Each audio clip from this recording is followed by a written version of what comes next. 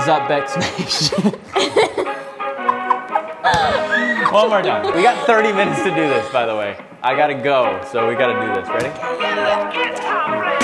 What is up, Beck's Nation? Today, we're bringing you a special video from underneath the counter to up here. We're gonna show you exactly how we make our own cold brew at home. Because we make cold brew here at the shop using one of these things, but today we're gonna show you how you can make it at home with your French press, just like, oh wow, look at that. Just like we do at the shop. Watch and learn, okay? We get a lot of questions about how we make our cold brew, why it tastes so good, and people try to make it at home, but it doesn't taste the same. And I'm gonna tell you exactly why. That's what we're here to do. When you're brewing coffee at home, it's usually over like a coffee maker, or you have a pour over, or you have a French press that is actually hot water. But cold brew is a method where you literally have room temperature to cold water, and it actually leaves a smoother flavor. If you were to brew Farmhouse blend or a Mexican Chiapas hot, then you tried to do it cold, they're gonna be two completely different flavors, and I really like cold brew. So first things first, we had to do some math because this is bigger than the French press. It's a little bit bigger. By the way, I'm Clayton, this is Karis. The last video you saw was our dad. Gilliam's behind the camera. He was the other roaster. This time you get us. We're the blonde ones. So we did some math for you, and that's what our handy dandy, super professional math is. We did all this math on the front just to get this little piece right here, which we figured out. So we've got a little scale here, which is great to have. If you don't have one of these, that's totally fine. That's why we kind of converted it into cups for you. She's weighing out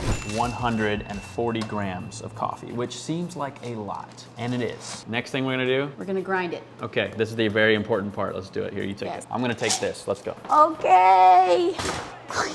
Ah! Oh, bro, I hit the light. I hit the light. Oops. Is it dark over here? Right. Karis is gonna dump this in the grinder. It's very important when you're making cold brew to use a very coarse grind. It's easier to drain, and then also it leaves a very like clean and crisp cold brew. There's not like a bunch of coffee silt. Does that make sense? We're grinding this on Rake Perk. Yeah. Okay. What does that look like? Yep. Okay. Oh my That's so God. weird. Back to the set. Now we've got a 1.5 cups of coarsely ground coffee in here, Mexican Chiapas. Next thing we're gonna do is actually put some water on it now. It's like tap cold. It's not super like ice cold. Doesn't need to be. That's okay. We're literally just going to pour it on top, okay? Should I do that? Should you do it? Yeah. I mean, you can do it. Do you want to do it? Yeah. Okay.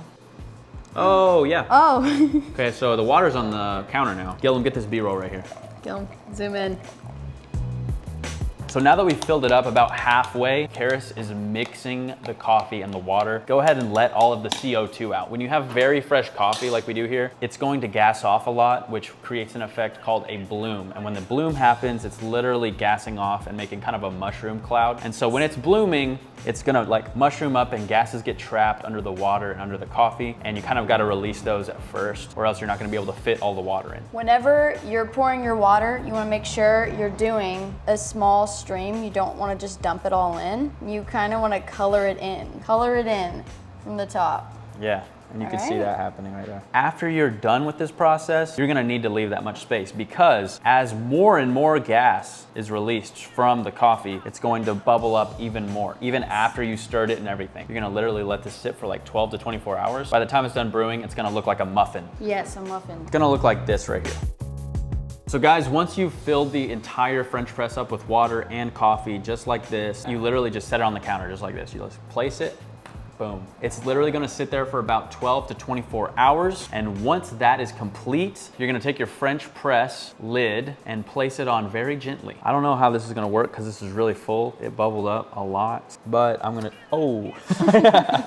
Okay, it looks like a lava cake. Okay, hold on. Let's just put it on. It's gonna spill. Yeah. Whatever. It may spill a little bit, but that's okay. Oh gosh. For demonstration purposes, this is too full. So take notes from what we did and don't do exactly that. Just take what we said and do that. It's still going.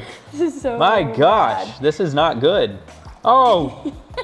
Oh my gosh. There we go. So when you put the water in, you want to leave about that much room from the top, okay? That You want to much leave room. probably even more. You know how we said, look at it.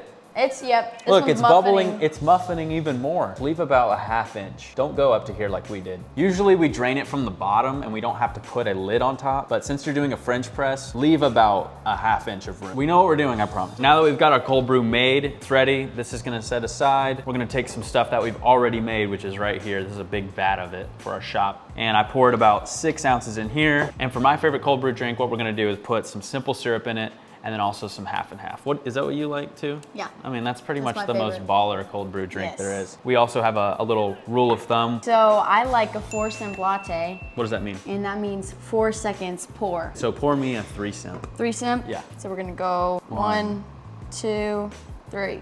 Boom, that's a 3-simp. 3-simp. Now that we've got our simple syrup in there, we're gonna put some of that half and half in there. Boom, boom, boom. Look at that. Look at that.